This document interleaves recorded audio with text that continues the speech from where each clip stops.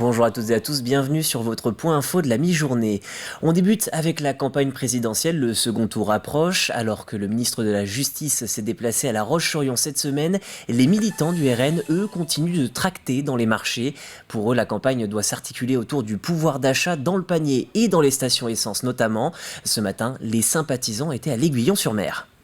On montre qu'on est présent aussi sur le terrain, qu'on n'est pas assis derrière des bureaux toute la journée et que nous aussi, on partage les mêmes problèmes que les autres.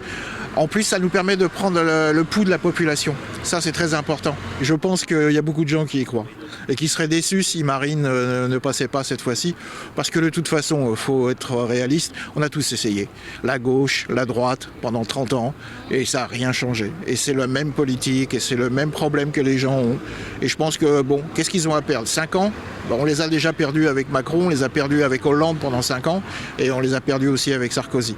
Donc pourquoi pas maintenant essayer Marine. Dans l'actualité également, les accueils de loisirs et les colonies de vacances peinent à recruter de nouveaux animateurs. C'est le constat amer des directeurs et des associations en ce début de printemps. Le Covid est en partie responsable puisque les sessions de formation sont restées en pause quelques temps. L'autre problème, c'est la disponibilité des jeunes. Les sessions sont programmées pendant les vacances scolaires uniquement. Et résultat, les campagnes de recrutement doivent retrouver leur rythme de croisière pour satisfaire les besoins des professionnels. Les explications de Colline Davy. Il respire ici comme un air de colonie de vacances. 18 jeunes passent leur BAFA pour devenir animateurs et la Vendée a besoin d'eux. Le plein emploi fait qu'aujourd'hui, nos accueils périscolaires notamment et les accueils des mercredis et des petites vacances ont besoin de plus d'animateurs. On a quand même, on va dire, une petite inquiétude parce qu'aujourd'hui, les directeurs de nos associations ont commencé à recruter et on a moins de candidatures. Temps partiel, travail en horaire décalé et manque de valorisation, l'animation peine à recruter. C'est des métiers qui, en termes de contraintes, sont pas facilitants pour, on va dire, pour donner aux jeunes l'envie parfois de se former. C'est un métier qui aujourd'hui a besoin de se professionnaliser, qui a besoin d'être plus reconnu. Ce manque de reconnaissance n'empêche pas quelques passionnés de se lancer. On ne peut pas être touché, qu'on soit dans ce but ou dans l'autre là-bas. C'est le cas d'Axel. Ce stagiaire termine actuellement sa première formation sur les 3 nécessaires pour obtenir le BAFA. On ne fait pas ce métier pour que ce soit l'argent ou quoi que ce soit, vraiment on fait ça parce que c'est notre passion, on a vraiment envie d'aider les jeunes et puis d'animer, c'est vraiment un plaisir avant tout. Si le Covid a freiné quelques ardeurs les 2 dernières années, les places commencent à retrouver preneurs et pour ce formateur, il était temps. On sent que les formations regonflent un petit peu au niveau du nombre de stagiaires. Là par exemple on en a refusé quelques-uns parce que la structure ne s'y prêtait pas. On sent que c'est un regain vers l'animation et c'est bien. Il en manque cruellement.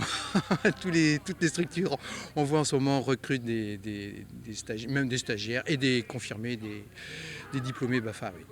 Le nombre de BAFA délivrés retrouve son niveau d'avant-crise sanitaire. Au niveau national, c'est pourtant 20% de moins qu'en 2011.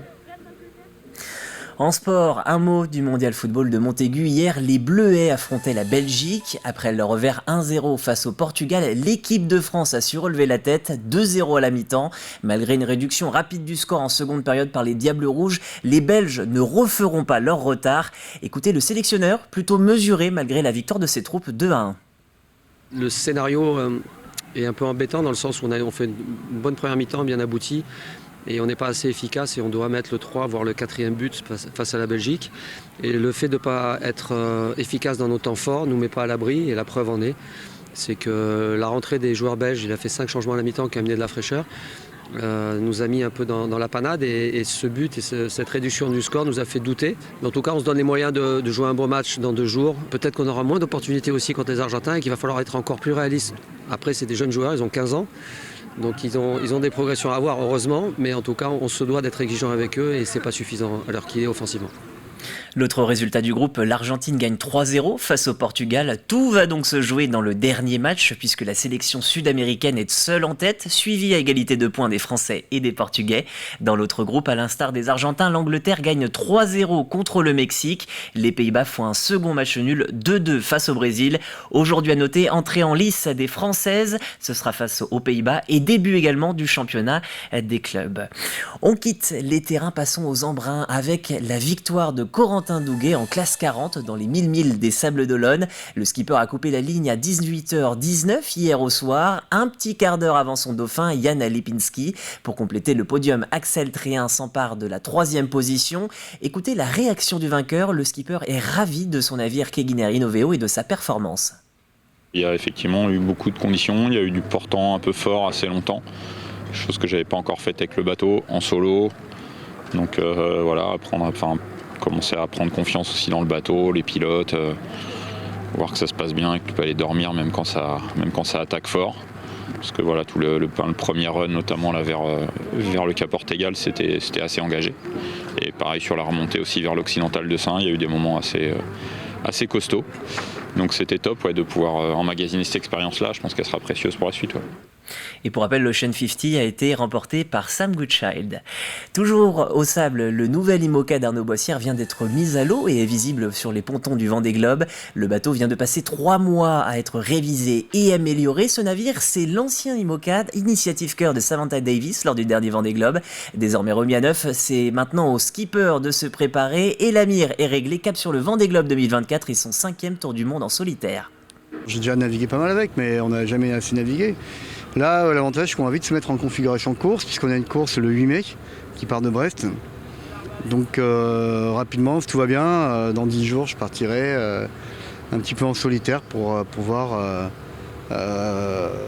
m'éprouver par rapport au bateau. Le bateau est éprouvé, moins, donc c'est à moi maintenant. Le chantier du bateau est fini, maintenant c'est mon chantier à moi, aller naviguer pour être performant.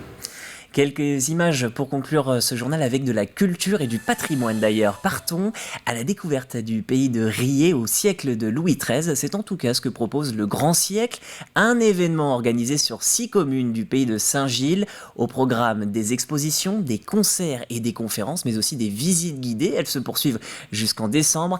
Un événement qui vient marquer les 400 ans de la victoire de la bataille de l'île de Riez par Louis XIII. C'était le 15 avril 1622 pendant les guerres de religion.